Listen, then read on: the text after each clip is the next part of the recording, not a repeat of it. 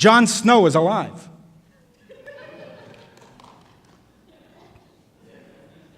You know what I mean? Well, you watch Game of Thrones? In perhaps the worst-kept secret in the history of television, it turns out that one of the few good guys of Middle-earth, oh, sorry, that's the wrong story, one of the most admirable characters of Westeros, who was killed by his own men, was brought back from the dead by Melisandre, some sorcerer or witch-like figure. You know, I can't really follow all these plot lines. It's way too confusing. But one thing was clear to me. It wasn't that Jon Snow was simply wounded and recovered. He was actually dead and brought back to life. When asked by Melisandre, "What did you see? What's on the other side?" Jon Snow responded, "Nothing. There's nothing at all." And Melisandre appears devastated, as if her entire world collapsed. And the next morning, all kinds of people started contacting me. "You see, we told you there's nothing on the other side, nothing at all. No God, there's no heaven, no afterlife, nothing." The fact that it's a TV show may have escaped them, but you know, it did raise a fundamental question. If this is all there is, perhaps 80 years on a rock called Earth, or if we're particularly fortunate, 80 years, if what you see is all that you get, what's the point? The problem is even more acute for those who are not religious. If there's nothing on the other side, no God, no plan, no destiny, if there is no beginning and no end, if it's all just chance and randomness, what's the point? What is our purpose? Where do we find meaning? French thinker Albert Camus dedicated his masterpiece, The Myth of Sisyphus, to that very question. If, as he believed, God is dead, if there is nothing on the other side, nothing at all, why not just commit suicide now, he asks. It's so French. Camus writes that human intelligence tells us that life is absurd. There is suffering and injustice and evil, and it all ends in a millisecond of eternal time. So why not end it all now, asks Camus, who spends the rest of the book justifying why we shouldn't kill ourselves. The rabbis, too, asked whether life is a good thing. The Talmud tells us that the schools of Hillel and Shammai debated whether it would have been better had human beings not been created at all. After 2.5 years of debate, they took a vote, and they concluded, anybody know? Anybody want to guess what they concluded? No, they concluded that given... You can guess. It's okay. We're streaming, but nobody actually sees your face. They concluded that given all the suffering and hardships of life, and considering its briefness, gone in an instant, believe it or not, they concluded that it would have been better had human beings not been created. But they added, since we were created, let us make most of it. See, that's the difference between the French and the Jews.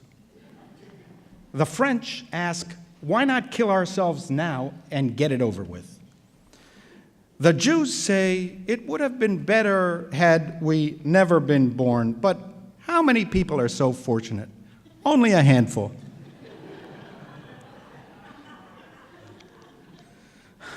This week's Torah portion, Bechukotai, is about that, making the most of creation.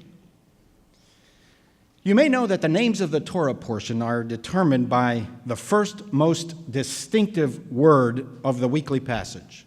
It's often the first word, but not always. In our parsha, it's the second word of the weekly Torah portion. Im bechukotai telechu ve'et mitzvotai tishmoru. If you shall follow my laws and observe my commandment. Thus, the name of the Torah portion is bechukotai, laws, the second word of the parsha, but what was considered to be the first distinctive word. And the parsha then delineates all the impressive blessings that will redound to you if you follow bechukotai, God's laws, and a much lengthier litany of curses if you do not follow God's laws. In pondering the name of the parsha, I've come to the conclusion that the most important and the most distinctive word actually is not the second word of the Torah portion, bechukotai, laws, but rather the first word, im. If. That word, if, two letters in English and in Hebrew, that is easily overlooked when reading the Torah portion, might be the most pregnant word in the whole history of civilization. The Bible could have said, follow my laws.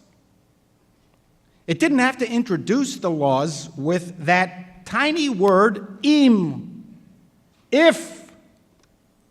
Imagine how differently we would have interpreted the 26th chapter of Leviticus had the rabbis called the parsha im, if, rather than bechukotai, laws. If contains all the uncertainties, doubts, and frailties of the human condition. In this world, nothing is certain. Everything is a matter of faith. Even in the Bible, which assumes the all-pervasive presence of God, even the Bible introduces the moral law with the word im. If you choose to follow my laws, it is your choice. You have free will to determine your own path.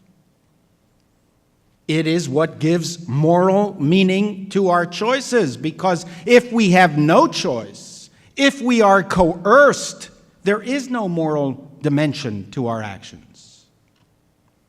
And since everything in this world is uncertain, we don't even know what tomorrow will bring. All of us need faith. Even Camus had faith. Maybe not in God, but faith in something. Otherwise, we might as well end it all now. To have faith is not to have certainty in the outcome or the destination. It is faith in the pathway. But unlike secular philosophies that emphasize the absurdity of life, as Camus argued, we are all Sisyphus. But we should try to find enjoyment and meaning through the apparent uselessness of pushing the boulder of our lives up and down the hill. We should imagine Sisyphus happy, he writes. And unlike some religious philosophies that emphasize turning the other cheek, acceptance of or resignation to the absurdity of the world, that our real purpose is not this world, but to get from this world to the next world as quickly as we possibly can, because this world is too cruel and too absurd. Unlike these, what Judaism urges is protest. Find meaning and purpose in fighting injustice. Don't accept the world as it is, and don't be resigned to suffering and evil. Choose bechukotai. choose the moral way, laws, justice, righteousness, healing. Dedicate your lives to these values. And on its face, the Parsha seems to be saying, if you follow the moral code, you will be blessed, and you will prosper, and if not, you will suffer. Except, it ain't necessarily so. They knew it in biblical times as well. They weren't stupid. Good people suffer, and evil people prosper. And so what the Bible is really trying to convey is that our moral choices stand apart from our self-interest. We do the right thing because it is the right thing, with the faith that eventually we will be rewarded. But even if we are not rewarded, even if we suffer, we must still do the right thing. It's why in Jewish thought, among the most important passages in all of the Bible is Abraham's protest of what strikes him as God's injustice of destroying the cities of Sodom and Gomorrah. If you read the passage carefully, you realize that God welcomes and even invites Abraham's protest. Some religious philosophies consider Abraham's argument with God to be the very height of human arrogance. Who are we to argue with God? Human vanity. See, that's the source of all evil in the world. But in Jewish thought, the highest virtue is not obedience. Our heroes were not the ones who meekly accepted God's verdicts. They protested. Why have you done this evil to your people? Asks Moses. Why do the ways of the wicked prosper? Asks Jeremiah. Why are the workers of treachery always at ease? He laments. You, God, you planted them. They have taken root. They spread because of you, proclaims the prophet. Because our lives are so uncertain, everyone worships something. Some people worship God. Some people worship gods. The god of beauty, youth, power, fortune, fame, science. Many people today have blind faith in science to resolve all of the issues connected to the human condition. They prostrate themselves at its feet and offer sacrifices on its altar. The solution to everything. What we choose to worship and believe, our faith, the path of our lives, determines in the end who we are. I stand with all those who, whether religious, secular, agnostic, or atheists, are able to free themselves from the idolatry of self-worship and who prioritize goodness, justice, righteousness, and common decency. What do you believe? What do you believe so strongly that even if those beliefs lead you to hardships, you still believe? What faith do you possess that is not contingent on blessings and prosperity? What is the great principle, the great cause of your life?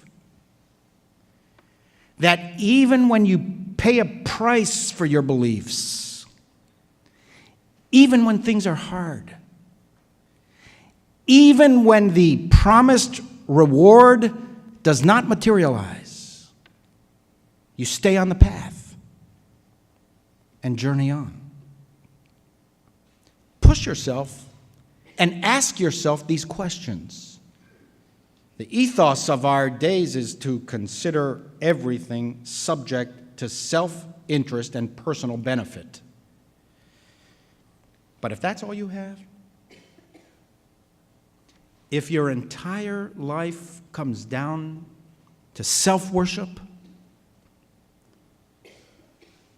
you might live to the age of 100, but still, at the end, you will answer like Jon Snow. There's nothing there. Nothing at all. Amen.